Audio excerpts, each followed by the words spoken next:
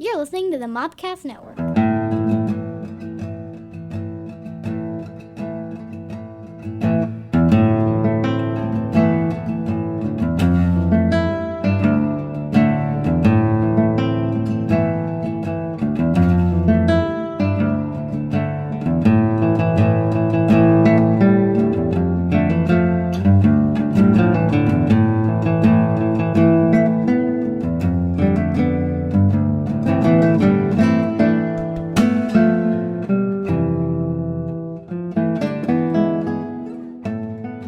Welcome to Mando Monday. Mando Mondays.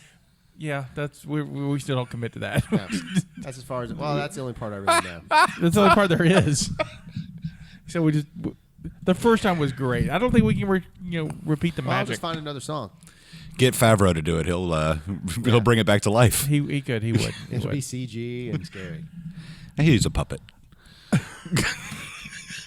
There's CGI and Solo, and a puppet. There was puppet and CGI because there's a person inside that thing. I heard because she's signing at conventions. The person inside of Baby Yoda signing a convention. No, not the person inside Baby Yoda, but the character he played in Solo. Who? Favreau. You played a character in Solo? Yeah, he's the Rio. Oh yeah, Rio. Okay, yeah, sure. He's the little. He's the Wookiee. He says Wookiee. Wookiee. Yeah. Oh, they've got a Wookiee. He's the pilot. Pilot with 4 arms. Oh, okay. You ever? I got you. You ever slept in the lap of a Wookiee? Nothing like it. I like how it says Wookiee. Wookiee. I'm your Native American pop culture spirit guide, Scotty, and I'm joined by my co-host, Drew. And our Jedi Master, JD Vertrees. Hi. Hi. I haven't done this one yet. Have you not? No. Well, here's the one tip. Uh-huh. We just try and talk about Mando for about 7 minutes, and then it just derails like the other show. So par for any course that is laid by our spirit guide. The Mobcast Network. Tangents more derailed than trains in India. Oh my God. That's fine. Mine's still boarding at the station. Oh, there it is. I've spoken. This week we look at episode 5, chapter 5, The Gunslinger. Directed and written by Dave Filoni. Yep. It's a little. I like how. Tell me how you feel already. Look, I love Dave Filoni, and I. This is my least. I don't know. The one after this might be, but we're in the window of non-sweeps week, so I have a tough time with this particular episode. Though on second viewing, I found it a little more entertaining because I was really just looking for all the Filoniisms that he kind of worked in there. Because the fact they're on Tatooine and there's little nuances back and forth is kind of interesting. We'll cover all of that. So it stars, as always, Pedro Pascal as the Mandalorian.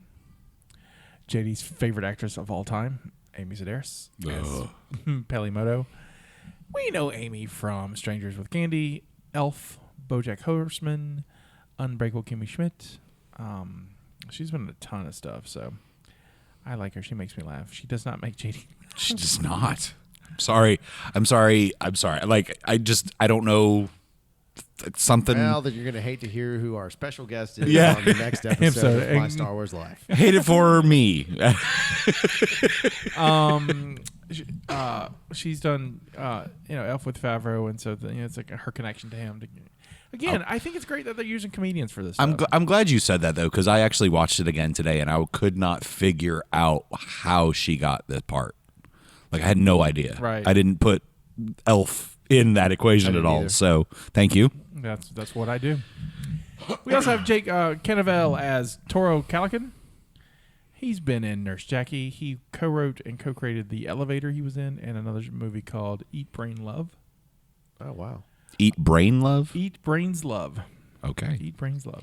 Is he a nephew or such to the other? I did not look, but we can. What his last name is Cannavale. Like okay. he was the stepdad cop in Ant-Man. Ant-Man, yeah, right. And he's I thought it was Cannavale. Maybe Cannavale. I don't know. I'm just I don't asking. either. Maybe. I just read them. Sometimes I read them wrong. Yeah, it's one of those.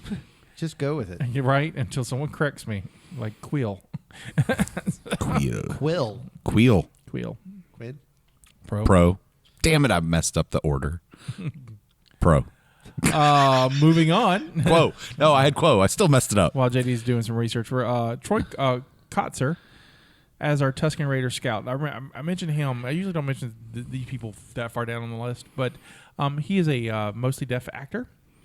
So the sign language and the Tusken Raider things are real. Oh, that's awesome. He was in the number 23. He was in this Canadian show called Sue Thomas FBI. EYE instead of I. Interesting. Was his wife Deanne Bray, who's also deaf. I have a question about that. Yep. I saw, heard, read somewhere that it isn't actually ASL or ESL, American or European Sign Language. It's actually Native American Sign Language. I have read that too, so but I can't verify it. So. Oh, interesting. It's makes sense to me if it does. If it is Right. I mean, I don't think Tusken Raiders know American Sign Language because America. right, but they also wouldn't know Native American Sign Language because it's also still America. America. But So it's clearly European. But Native European. Yeah, there it is. No, but it would make sense because he had just got done. The Mando had just got done saying, they think we're the interlopers and we're the foreigners and we're on their land. It's a very interesting parallel to. Filoni's making a statement. Yeah, that statement is not subtle. Our bounty puck this week is for our guest star, Oh boy. Ming-Na Wen, as Fennec Shand. We know Ming from Agents of S.H.I.E.L.D., Stargate Universe, ER, and of course she is the voice of Mulan. Born November 20th, 1963 in the Kolean Islands of Macau. Her full name is Ming-Na Wen. She is 5'4". Oh, pocket ninja. She is pocket ninja. She's married to Eric Michael Z. They have 2 children. One of them is, her oldest daughter is a voice actress now. Ming-Na means enlightenment. She played Chun-Li in the original Street Fighter movie, and she agrees it's a good movie only if you're drunk. Like the original Street Fighter with what's his face? That only did it for his kids. Jean-Claude Van Damme? He meant Raul Julia? Gomez Adams, yeah. but Yeah, Raul Julia. Well, Julia only did that movie for his kids And then died. It killed him. That movie killed him. That's Yeah, tragic. it is. I think he had. She was Chun-Li in that. I had no clue. Yep. She was the very first Chinese-American actress to have a contract role on the TV series As the World Turns. son. Oh, it's his son. It is Bobby Cannavale's son. All There right, we go. rock on. Confirmed.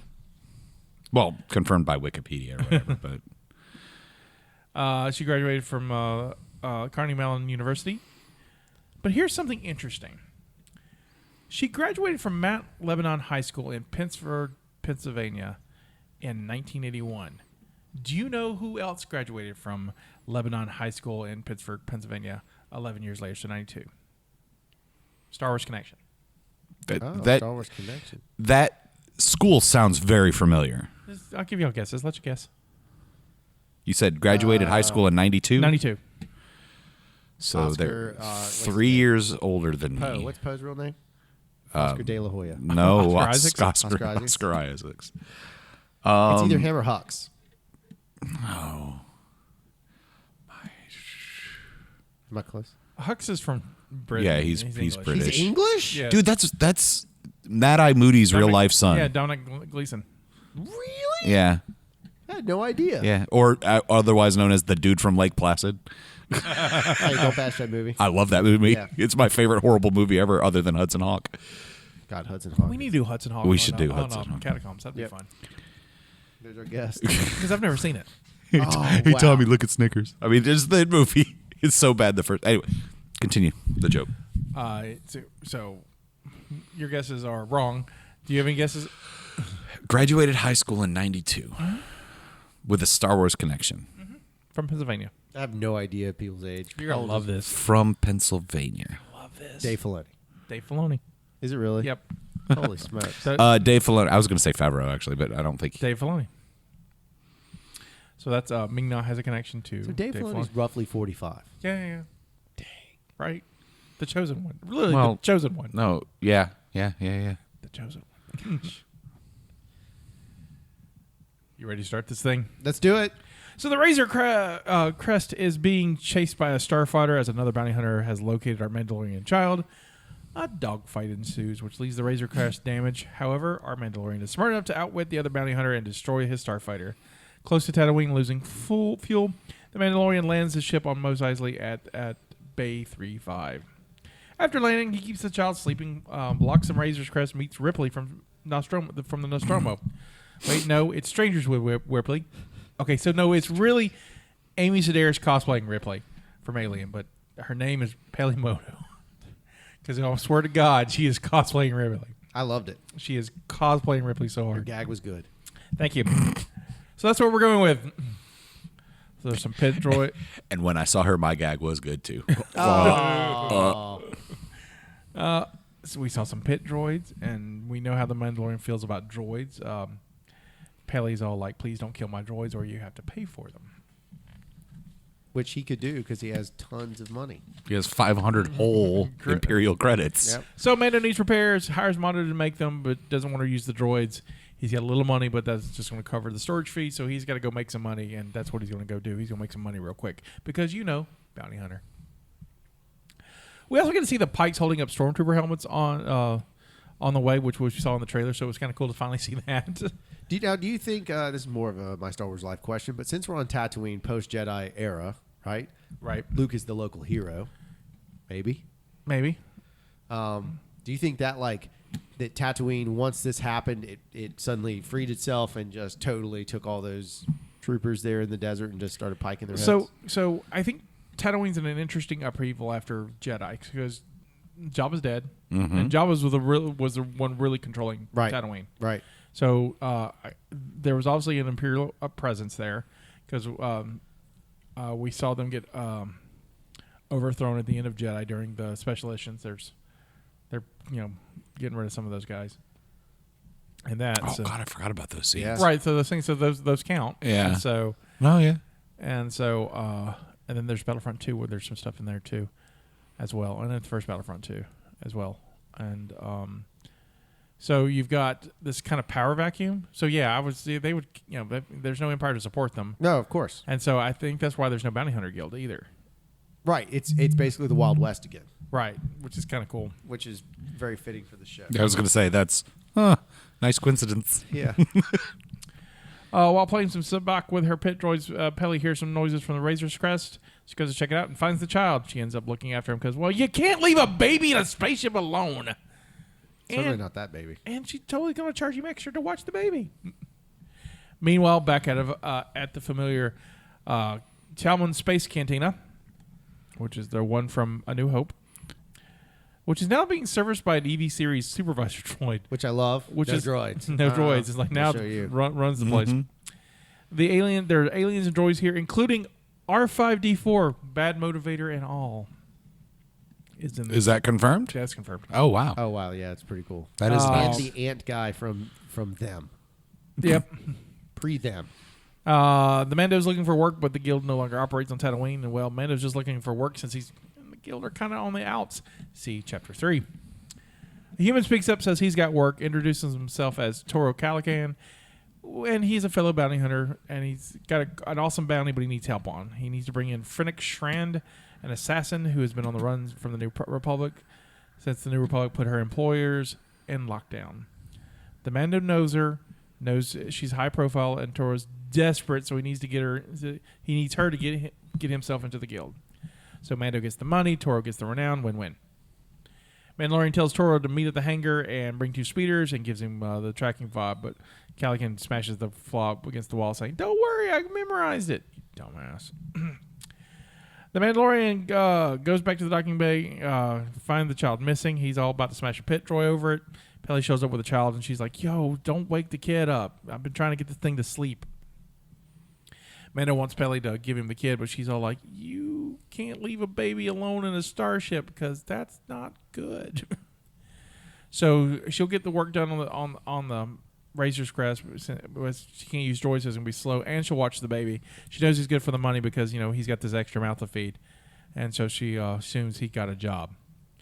Calican shows up with the speeders, and they're Which old. were like swoops. Yeah, they're swoops, yeah. They're old, but they'll do the job. Mando leaves the child with Peli, and they head off to the Dune Sea. They first spot some manthas, and then they spot some Tusken Raiders. And then they do a little talking and trading. The Tusken Raiders are all like, hey, you're on my land, like we earlier discussed. Mm-hmm. And to negotiate. Luckily, Mando speaks everything. We've learned he speaks Jawa, and he spent a lot of time on that. Had to spend a lot of time on Tatooine because these are not normal languages, Right. So. Maybe there was a big manhunt 5 years ago for the most famous Mandalorian of all. Maybe so. Even though he's not a Mandalorian. Jado Cast. Yeah, Jodocast. Jodocast. Whatever, close enough. No one knows him. So they trade Toro's macro binoculars for the right to. Quick note here, though. Go ahead. I was gonna say I had a problem with the way they called him in this episode. They called him he called him Binocs. Yeah, Binocs. And all I could think of was Minox. I was like, Binocs are used in the Star Wars RPG. I know that. I just remember macro binoculars yeah. from the original. Yeah. Like you're on Tatooine. We've already shown the same level of technology from the original trilogy with the targeting computers in the ship battle at the very beginning, So I was like, why did you change the name? Is there something fundamentally different about those binoculars versus the macro binoculars? I don't think they've ever in canon, or at least in the films, ever named them. Decipher Star Wars card game Right. is canon. No, it's not. No, Not anymore. No. Love that card game. No. Wish it was. No. What I loved is that it was one of the few times that sand people were used and they didn't do the raising their hands over their head. Right, it was good to see stand people not being just dicks. Yeah, it was like, oh, look, they're normal critters. Yeah, we have the only time we've seen them so kind of docile was when Anakin's killing them. Because they were just hanging out, living their lives. Granted, they've probably been doing terrible things to Shmi, but and they deserve what they get. The men, the women, the children too. Yeah. I mean, it's that scene. Come Shmi, come Ska, whatever. Oh, that's why JD's on the show. So they continued on the Dune Sea. They find a wounded bounty hunter, and they debate to go save him, but they can't because it's a trap. It's a trap. And so Fennec Trials is all snipery on another hill. And so they decided just to wait her out. So they wait till nightfall. Mando's going to get some sleep, which I thought was a bad idea. But I guess Mando's got to sleep. How much sleep do you think you got? I don't know. How much of the time were you just standing there watching the dude? Yeah, it was kind of weird. It was like, and he seemed asleep. Yeah. Right, which is funny because he did. We talked about this in the last episode when they were going to the village. It's like him and Cara Dune go He take a just nap. sleeps wherever he wants. Which is like, He's like, which to me tired. just sounds like a bad idea. But I guess you got to sleep. So Maybe he's a badass that can just sleep. so when it becomes night, Toro Calican's all like going to wake up the Mando. He's drawing his weapon and trying to look cool, and the Mando's been watching him and like, stop being an idiot. So the plan is that they're going to take the swoops and go toward the assassin, and they're going to fire flares to blind her. Right. And so they do that. Gunfire ensues. She shoots. The poor Beskar gets shot like every episode. So I have a question. I have a answer. I don't. So I don't know if canonically it is the same anymore, but blasters are basically powered by Tabana gas. Originally, that's what they were, mining. That's what Lando was mining. Tabana gas was for blasters and for engines and all that stuff. It was basically the power source for starships, not hand blasters. Okay, so do they have? Okay, here's my question. Sure. So he made it a point to say, I got hit in the Beskar. It didn't penetrate at that range. Right. I like the dude's like, I don't have Beskar. Yeah. Yeah. Tough. Yeah. But it's all energy, right? So why does the range, Well, that was my question. I don't the know. version of gun matter? Like, what kind of power output is that Star putting Wars out? physics. Okay. Well, no, true. That's the thing, because physics in Star Wars not our physics because it can't be. Yeah. And that's fine. But it was just the thing that I was like, the only thing I was going to say is I thought it was actually it. I thought she was doing a slug thrower. Like I thought she was shooting a carbine of some capacity. but when you see it at night, I mean, it's just blaze or blast. Or a tracer. Well, okay, I have zero military training, but a sniper probably shouldn't use a tracer. No, I totally agree. I'm just saying. There she is. Then the easiest answer is Star Wars physics. So also on that note, a sniper shouldn't use a blaster because you'll see the blast. Well, but slug thrower. slug thrower probably wouldn't have gone that I far. don't think slug throwers are canon yet. Who's got a slug thrower? Same people. The same people. That's exactly what I was gonna say. Oh yeah, that's right. I guess. Yeah, and technically speaking, even though it's a disintegrate, I mean, if you look at the way his rifle works, I mean, he's loading. That's the only time you ever see anybody loading a cartridge. Right, load a cartridge, except for slug throwers, because you see in Phantom Menace they're loading a slug. Oh, yeah, because they got them in The New Hope too, because they get. Totally forgot about that. Yeah. Shooting the pod racers. Yeah, that's a great scene. There. I think that's. Speaking of Tusken Raiders being assholes, are you kidding me? That's the most Alabama scene ever. I was like, I relate. Roll Tide. Todd. It's totally what it was. you mean we can watch NASCAR and shoot at them? Hell yeah! Dale Jr. for life. So the blind the assassin to beat her works. They tie her up, and then she gets all talk. They have to get her back, but they only got the one speeder because the other one got destroyed. So they're like, well, we got to go find some duo-backs, so we sell back there. And so Torah's going to stay with her and make the Mando go back get the duo-back because they don't trust each other because you can't trust anybody. While this goes on, she explains, hey, did you watch Chapter 3? Because that's what happens. And you should totally, I'm cool. You should take the Mando. He's worth more. You know what I picked up on, though? What? She says something about the tragedy at Navarro. And she puts a lot more. That was one of the things I was like, ooh. Mm-hmm. Now there's a lot more impetus to those words. And we're like, damn, it must have been way bad. Yeah. Like, way worse than we realized. Because even what we now know in the future wasn't. I didn't read it as that bad. Now it's like I think it's more serious. Right. So she tries to get him to take the Mando, and he does and shoots her. Which I loved. I thought, hey, look, good. Finally, a villain. Yeah. I didn't need a soliloquy. Just blast her in the face and be done. Let's go. So Mando shows There's a up. gut shot too, though. And that's like rough. Mando shows up, looks at her, dead, and then he heads back to the hangar bay where he sees Toro, who's got the kid because everyone has the kid. And he's like, I'm going to take the kid. I don't need the assassin. I'll have all the renown I want. And then there's more shooty flamethrower. The flamethrower gets used always.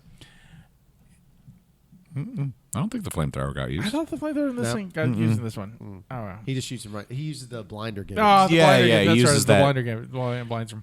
He uses Chekhov's gun that you saw earlier to blind him. Exactly right. And so kills our new friend we just met and saves the day. Yay. And then gets his repairs and leaves. Yay. The end. But the end. I'm about to say was going to get to it. Oh, I'm sorry. So we have a little coda at this one. We go back to the Yoda, baby Yoda. Kevin. I was staying away from it this though. I was staying away from it in this show. Other show, Baby Yoda. Baby Yoda stays until they give him a name. We should just really call him the child on this show. We should. And I was leaving it alone. I do in the descriptions. I was leaving it alone. And then we go back to the assassin who's still down, and we see armor and hear Spurs. And a cape. And a cape. And that cape falls. I'm telling you, that cape falls. I watched it again today, just like the Mandalorians. So do you think I think it's the Mandalorian. I think he's got her in carbonite in his ship. Now that I was thinking about it, to put her in stasis so she doesn't die. I'm going with. Oh, that's a good one. That's interesting. I'm going with the my Star Wars life theory that Scotty had regarding Cad Bane. Because the more I think about it, the more I get excited. I mean, that would be awesome, but I think it's an ace in. I think it's an ace in the hole. I think it's a troll because anytime anyone sees Mandalorian armor that you can't recognize, the first thing Yeah, is like Boba Fett. Boba Fett. But Boba Fett. Okay, first Boba Fett's Where? But Boba Fett's cape only goes over the left shoulder Yep. down the back, and you only saw the right foot. So then I started thinking of about this. this. Well, you didn't only see it. What's his name? Judo Jodocast. What if they? All right, so let's say Boba Fett is swallowed by the Sarlacc, digested by over 1,000 years. Canonically. Yeah. Right. Mm-hmm. And he's done, but somehow the armor survived because it's Beskar. Because And God knows. digestive tract has to come out somewhere. Do you think it's on the other side? Of the 1,000 planet? years later. Maybe. Maybe but you don't know the Sarlacc's journey. It might be able to voluntarily expel or right. expunge Maybe its it's like one of those thorax. critters that eats rocks. It has to expunge its thorax, evacuate its thorax. Yeah, that's it. Plus, it's I haven't- dead. I haven't done it since the solstice. I'm pretty sure it's dead because it got exploded. The Sarlacc? Yeah. I don't think the Sarlacc is dead. No, it's still alive because at the special edition, it's got like the Trimmers guy makes an appearance and comes up and is like talking. Is he You ever seen talking? the movie Trimmers? The mouth, the I don't- CG mouth that they added No, looks like the mouth from Trimmers. see, to me, it looked like the Dune worm. That too. There you go. Either one. But They both anyway. they both got a paycheck for that scene. Worm sign that likes which Royalties. God has never seen. So All we I'm need just is saying, like, what if at this point it's not Boba Fett, and Right. they're gonna go, it's fake Boba Fett, pretend Boba Fett because his lore, his legend was so Right. great. But now they've kind of here's the one thing I've come to terms with on Mandalorian: they've demystified Boba Fett a good bit for me, right? Because now it's like just if you saw a Mandalorian, they're like, Right. oh, so any Mandalorian, it's Yeah. not Boba Fett that was a renowned bounty hunter. It's the fact that he was a Mandalorian. that matters. And what if, you know what? Piling off of that or onto that,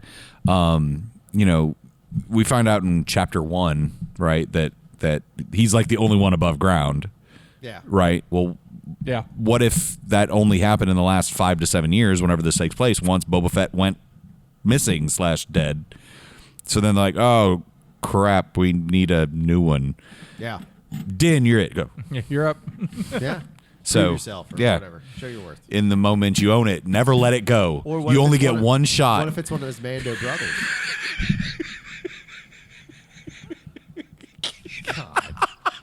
So not miss your chance. that song won an Oscar. Come on. Did it really? Yeah, it sure did. Yeah, Eminem- lose Eminem- yourself. Yeah, Eminem has an Oscar. We don't have Oscars. Eminem has an Oscar. Good for him.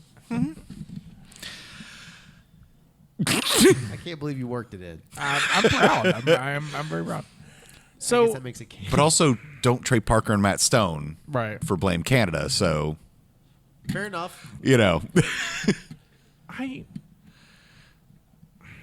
So here's why I don't think it's Boba Fett. It's written by Dave Filoni. Would Dave do that?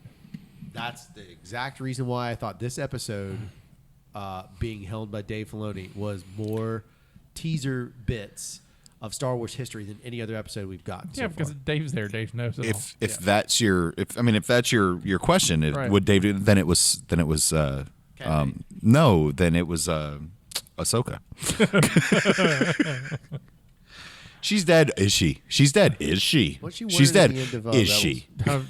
she? She's Ahsoka the White. Yeah, isn't she? she's Ahsoka the White. She's Ahsoka the White. But how many times did he, quote unquote, kill her? My favorite is the shirts of the Ahsoka Lives, and it changed between, wasn't it just 2 setups? It, Like, yeah, it it went was, from- yeah. So, because I was there for that, Yeah. and so he had a shirt that said "Ahsoka lives?" ? And then they showed the Rebels trailer and Rebel Season 4 trailer in the first episode. And at the end of the episode, after that ended, he showed up with an Ahsoka Lives shirt with an exclamation point. Brilliant. Nice. And so, yeah, we knew she was alive. And then I was at the press conference. Actually, I have the press conference on the website and on YouTube, though, because I was there. I got invited for it. And he dresses a little bit by the Ahsoka Lives thing. Yeah. And Dave Filoni's favorite thing in the world is to play coy. Oh, that's what I'm saying. That's why I think that whole Boba Fett thing. I mean, the people that have gone into it have talked about the spur walk, the sound that Boba Fett's always had the cowboy walk. I don't hear it with the Mando. I've never heard it with the Mando's walk, but I'm isolated in. He has clink clanks of Right. spurs as he approaches. I see when I first watched it, I thought it was the Mando. And so I like the idea. But of, why would he go? Except for your rationale. Why? I like your rationale. Your rationale makes it work. I can't make it work otherwise. Because he says to Cannavale, whatever his name is at the beginning, Toro Calican. He says to him when he's first talking, he's like, "That's a huge bounty, but they will accept you. Like that gets you back in."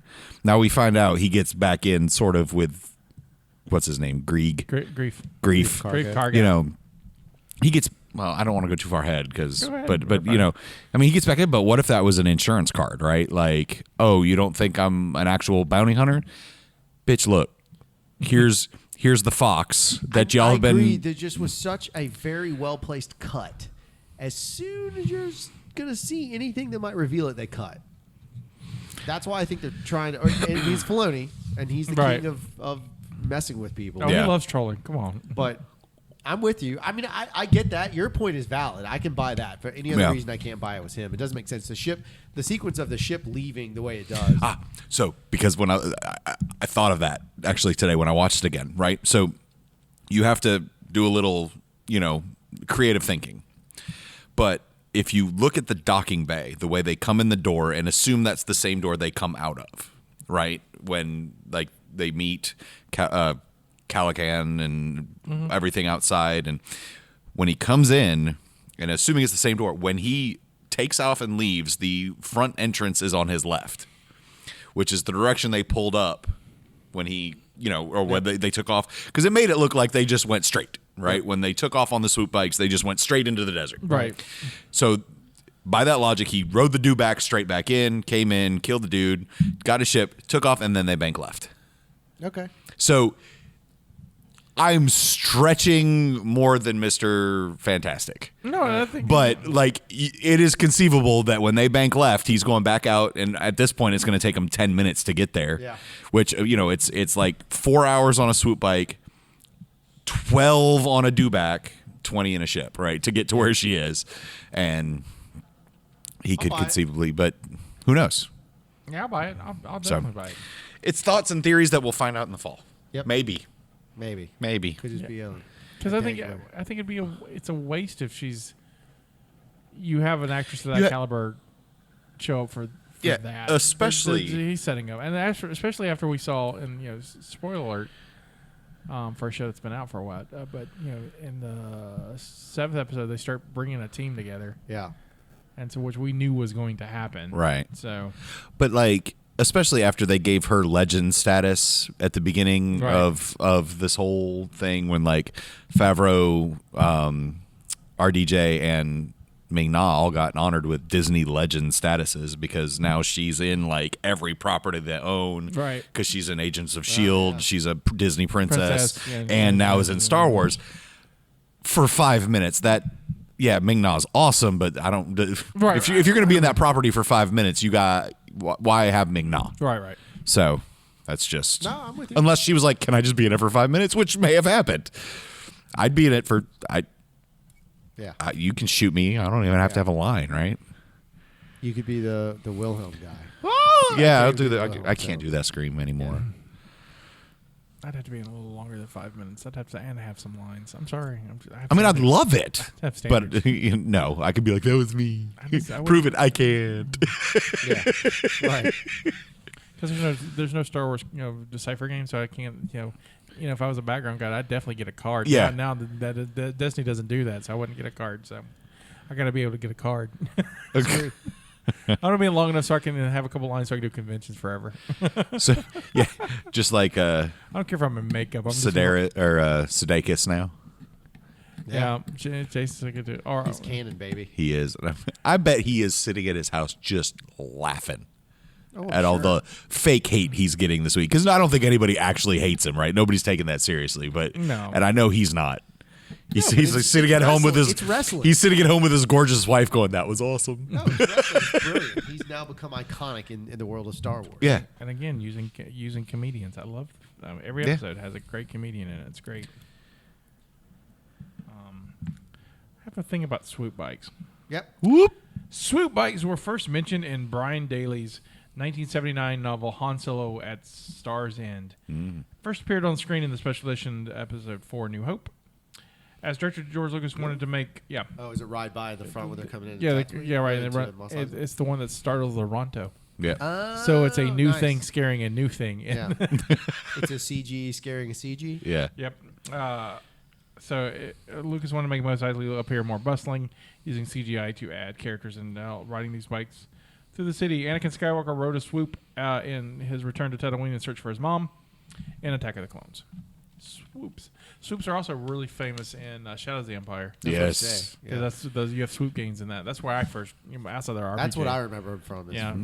So Luke joined a swoop gain during Shadows, which is no longer canon, which is a shame. So I don't know. Speaking of swoops, I don't know when exactly it was. That is swoop. It is swoop. Sorry. It's never It's mind. the show. It's what the show does. No, I know. I thought that was a pretty good version of that song. I think so too. Well, here I go again. As I was drinking.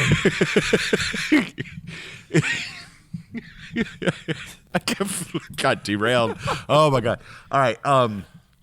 So in return, they have the speeder bikes, which are military grade swoops. They can be jammed, apparently. They can be jammed, according to Ross. Yeah. Rise of Skywalker. Yeah, I guess they could be. He says, he's Yeah. like, jam their speeder bikes. They're not using bikes.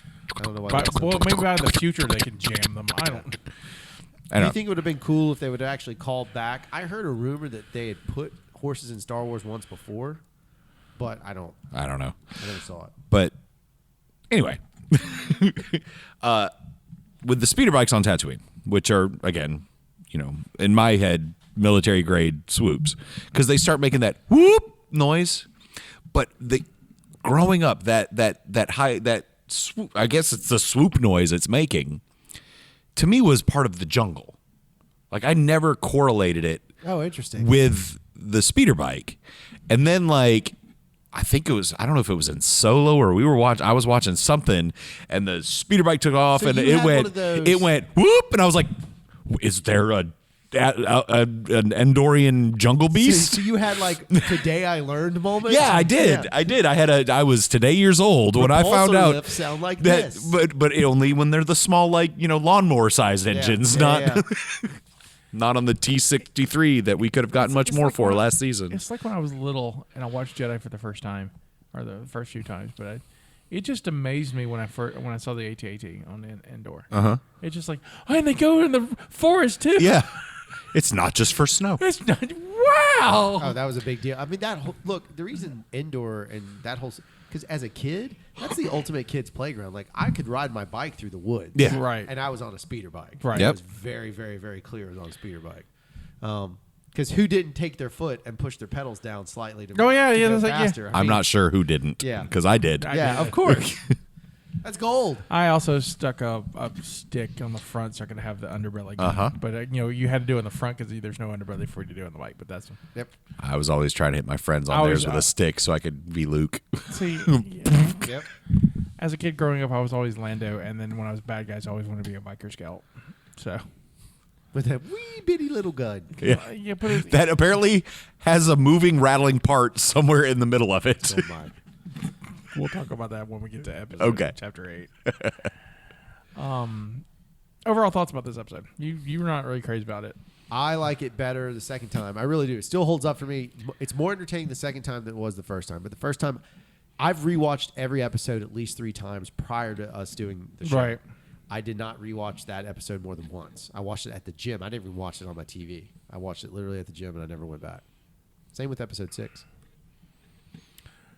I like it. It's not my favorite. It's also not my favorite thing Dave Filoni's written. I like all the nods to A New Hope. It's good to see Tatooine. It's good to see Tusken Raiders. It was cool to get back to the Cantina. Toro's in the Han Solo's.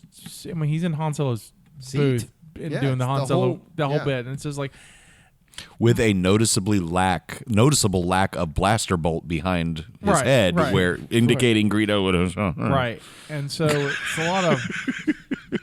I love the fact that there's droids as bartenders. The flip is great. I think it's It was a little sparse for me. That was my only complaint. I know that's expensive, but it was just a little empty in there for me. Well, the Tanika sisters are probably out killing some poor fool, and Probably. Danik Jericho is out there smoking his bubbly pipe somewhere else. All right, name other people in there. What was the big skulled, like ebony skin guy? It was like DJ Jarin, something like that. Yak Face. Yak Face is in he's Jabba's Palace. Yeah. Oh. We're just That's doing, his name, right? Is Yak Face? No, it's I don't. Crap. Oh, no one needs to actually know that on this show. Yes, we do. On my Star Wars life. Oh, you're right. We're at. I'm trying to think of. Oh, Cobby getting his little thing of milk. Yep. Oh, yeah. I like that little guy. Yeah, little bat-faced We asshole. haven't seen any little bat-faced assholes in a while. Mando season 2, we're asking for a bat-faced asshole drinking blue milk. Come on. That's an album title right there. Saylet Moray. So Yak Face, got it. He's the most valuable Kenner action figure. Yeah. Because they only released him like in Europe, and so he's hard to get. Oh, not counting Boshek. Boshek, the pilot. Yeah. The pilot. Oh, Boshek, Force sensitive pilot. Yep. The actor died a few years back, and not fully understanding how popular He had become. Right, he could have done. I think he died before he could really do conventions. But I think it was interesting. There's a whole article about. Oh, that's fascinating. He was like a Texan. He lived his life in Texas, and so it's kind of cool that Boshek ended up being a cowboy. Got done. Yeah, it kind of fits him. He's a space cowboy. Yeah. Cowboy Bebop.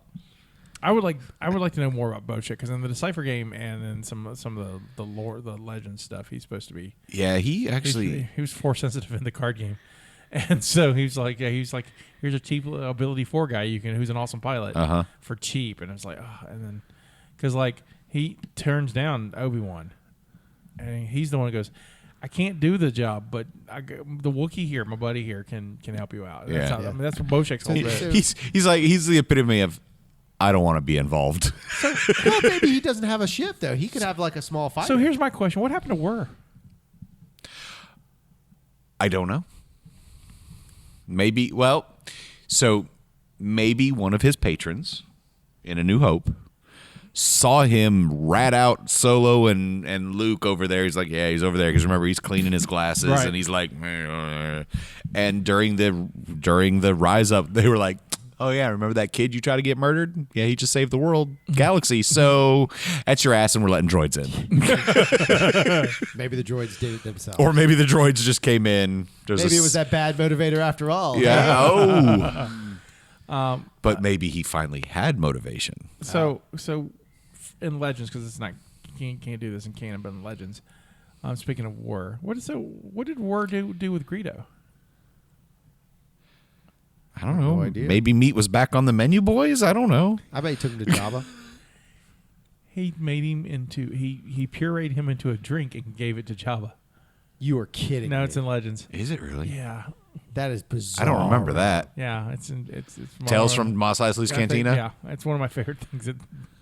It's just like, oh, cool, I have this. I'll just make a drink out of it. And well, it seems interesting. Like people eat species in that because, like Right. at the beginning of Mando, we have they learned to eat Horatio Sands' gills or whatever. Yeah. Yep. And they were eating quackly and monkey lizards. Yeah. Well, they are a delicacy. Basically, Star Wars is okay with eating sentient life. Yes. That's what we're saying. Yes. I don't think the monkey lizards count. I don't think they're sentient. No. No, I think they're clever, but I don't think they're like. So it's basically. So they're like raccoons. Right, they're like raccoons or cat or monkeys. I mean, right. Okay, or cats Or lizards. I don't know. It's They're a monkey jellicle. They're lizard. very jellicle. Oh boy. I like you mentioned Tales of Mos Eisley. Did you ever read Tales from Jabba's Palace? Yeah, it's a long time ago, but My favorite thing about Tales from Jabba's Palace, you ever read it? It's a collection of short stories, and they're each kind of focused on one different alien in Jabba's Palace. But I think there's 15 of them in there or whatever. Yeah. 13 or 14 of them. The whole emphasis of their story is that they're plotting to kill Jabba, and the plot is happening around the time that Jabba dies. Oh, that's brilliant. It's just like the Rancor Keeper has a whole plot to kill Jabba and free the Rancor, and then the Rancor dies. I mean, it's just like. Did you see that fan film, by the way? No, I didn't. Oh, it's a whole fan film about the Rancor keeper. Really? Oh yeah. Oh, and it puts so much light. And he's like a little boy that's been picked on, and he befriends a baby Rancor, and it grows into that, and like it eats people. Like it becomes. It's brilliant. It's great. Unlike the Obi-Wan one, which was not great. If you find that, I'll see if I can find it. I'll put it in the show notes. It's fantastic. It's one of those fan films that I was like, this is the champion of Star Wars. Like the Darth Maul one is brilliant. Yeah, the other one was okay. It was okay. I didn't understand it. Right, it just kind of falls flat. Yeah, I just didn't get it. It didn't make sense that I'll Owen post was it in that the show angry. notes too. Yeah. Okay, and so I guess we'll talk about it a little more. Yeah, it all builds to Mando. Everything builds to the Mando. All right, so that's it for this episode. The next episode is The Prisoner, Yep. episode 6, where we learn about Space Massachusetts. Space Massachusetts. I hear it's wicked. Wicked awesome up Wicked here. awesome. I hear it's wicked. It's all Southie. pack- It's all planet full of Southie. Go pack the ship. I would watch that though. If there's a whole planet, a Star Wars version of the town, I'd watch that in a heartbeat. Yeah, that's like the greatest crime movie. I'm all in. I'm all in that. Get your bantha fada ass. So this is Over Scotty here. saying this is our contribution to the multiverse. Go out and make yours. This is the way. This is the way. I have spoken.